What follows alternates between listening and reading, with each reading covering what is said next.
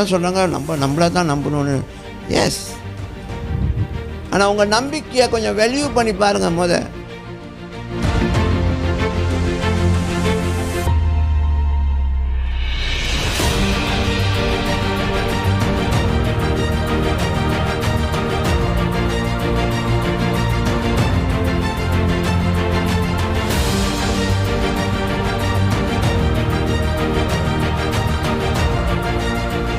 எல்லாம் சொல்கிறாங்க நம்மளை தான் நம்பணும்னு. எஸ், ஆனால் உங்கள் நம்பிக்கையை கொஞ்சம் வேல்யூ பண்ணி பாருங்கள். It's your belief of yourself making you to be very proud, thinking you are so big, thinking you are very smart. I am wise, I am clever அப்படின்றாரு. அந்த வசனத்தை வாசிங்க. அவர் என் கையின் பலத்தினாலும் என் ஞானத்தினாலும் இதை செய்தேன். நான் புத்திமான். நான் ஜனங்களின் எல்லைகளை மாற்றி அவர்கள் பண்டசாலைகளை கொள்ளையிட்டு வல்லவனைப் போல் குடிகளை தாழ்த்தினேன்.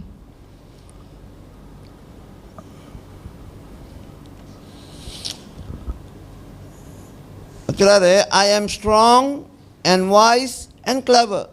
நான் வல்லமை உள்ளவன், பலசாலி, நான் அறிவாளி, நான் புத்திசாலின்றாரு. நீங்கள் யாரும் அப்படி சொல்லுவீங்களா? சொல்லுவீங்களா? முதல் சொல்லுவீங்க. இப்போ சொல்கிறாரு, நான்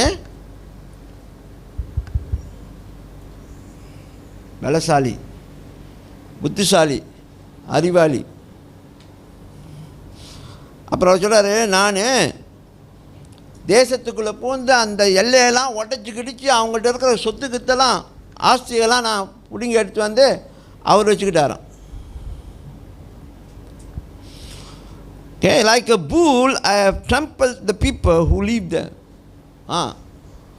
ஒரு காளையை போல், ஒரு எருமையை போல் நான் பூந்து எல்லாத்தையும் மிதித்து போட்டு போயிட்டே இருந்தேன் அப்படின்றாரு. அந்த அளவுக்கு அந்த அரசாங்கம் அவ்வளோ பெருசு, அந்த ராஜ்யம் அவ்வளோ பெருசு, அதிகாரம் பெருசு.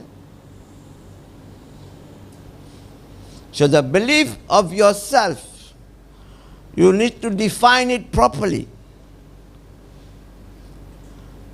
உங்கள் மேலே நீங்கள் வைக்கிற நம்பிக்கையை நீங்கள் மறு பரிசோதனை செய்யணும்.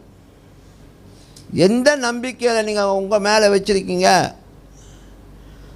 உங்களால் எல்லாம் கூடும், என்னால் எல்லாம் முடியும், எனக்கிட்ட எல்லாம் அதிகாரம் இருக்குது, என்னால் இதையும் சாதிக்க முடியும் அப்படின்னு நினச்சிங்கன்னா you are wrong. So number one, don't believe yourself. If your belief system brings you to become very proud,